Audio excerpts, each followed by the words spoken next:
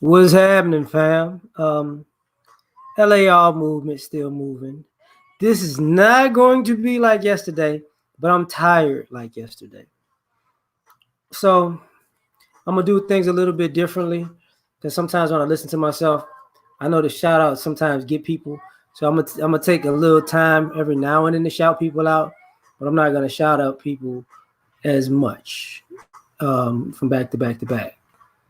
So salute to everybody when they come in. Um, so what I'm gonna do is because it seems like when I shout out people, it messes up the flow when other people are listening.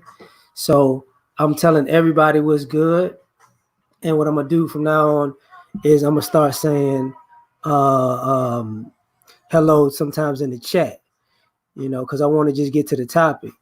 It's gonna be kind of weird for me, I'm trying something new today, so just rock with me on this. As y'all can see by the title, these things turned men off, right? Um, and I'm predominantly talking about us as black men because I can't necessarily talk about other groups of men. Yeah, don't get me start laughing. I'm trying not to talk to everybody in the chat today so I can get to the topic. Don't you start messing with me, yo. But the first thing that turned men off is these bad narratives. What winds up happening is I've heard that before, fam. Touche. The first thing is these bad narratives, you know, and what I mean by these bad narratives is when people talk, when ladies talk about men, or even some of these guys who want to talk about men, it's never a balanced narrative. It's like, it's ridiculous. Maybe the man came through with a crowbar and cracked her in the knee like that ice skater, and maybe she's scarred for life, and that's why she acts like that. It's like, are you kidding me right now?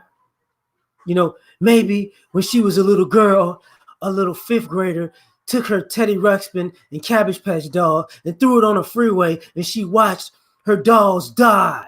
Like, these bad, that turns men off when you approach men with these bad narratives. What's up, everybody who coming in? I'm gonna try to keep to the subject. I'm just gonna say it.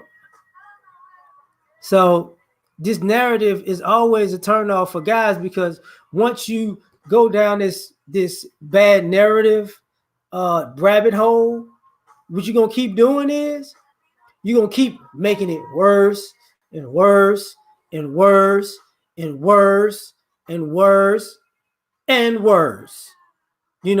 Because what winds up happening is now you're talking to guys with a narrative in your mind about men in general that's crazy. And the thing about the bad narrative is that's funny to me is all of the majority of these narratives are bad, but you want to go out on a date with a guy with a bad and have a million bad narratives about men, but you still want this guy to prove to me you're a good man. That's a turnoff. Because a lot of these times these bad narratives aren't really personal.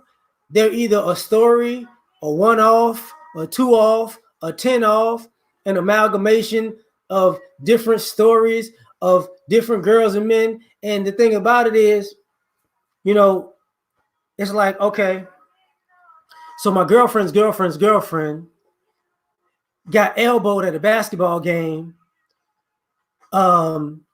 because she was playing, but so these men can be abusive. You see? So I got to protect myself because I don't want to get elbowed like by Charles Barkley. What's good? So what's happening to everybody? Like, we blame, yeah. So now we have an issue because now this narrative, you're taking that to this guy and he's trying to get to know you, but all he knows is your narratives. And it sucks if a guy says, so this happened to you?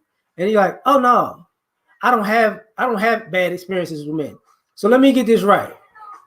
I tried to get to know you, but it's a bad narrative. And then the other bad part of the narrative is the sexual part. You just trying to get in my pants. You just trying to have sex with me. You just okay. And if the dude trying to want to was trying to actually figure out to get it to see if you could be his girlfriend, of course that's on the table. So meeting these guys with the bad narrative that he ain't a good man unless he's a eunuch, and he comes at you, with three wise men, and he just pays for a meal and takes you out and just walks off into the desert, into the sunset like it's no big deal, is asinine, to say the least. You want a guy to want you, but you don't want a guy to want you. So these things turn men off because the rhetoric is ridiculous. Now, the second thing that is this projection. And a lot of times, ladies don't want to admit that they project a lot of things onto men that they're doing. And I'm gonna give examples. You brothers just want white women, but at the same time, you see, we're seeing more white men love us on screen. So let me get this right. I just want white women, but you're in love with a black woman in white men's relationships on television, and it just makes you giddy, and you're like, oh, that could be me one day, but I'm the one that want white women. Okay, right. The projection, you know what I'm saying? Well, let me start doing this too.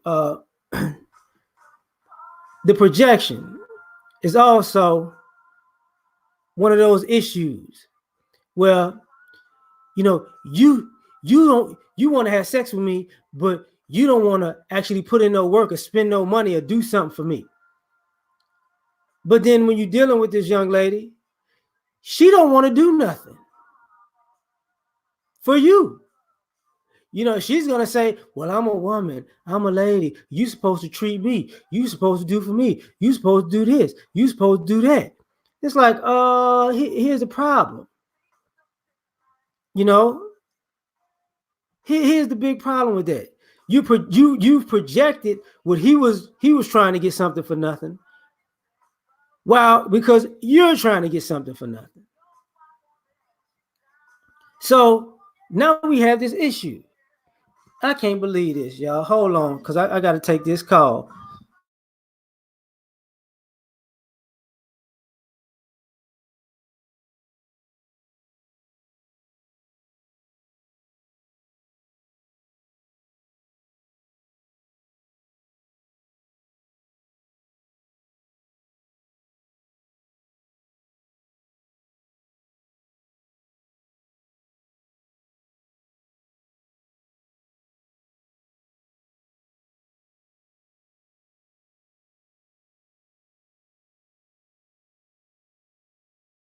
Well, I really want to do this shit now, but I got an emergency.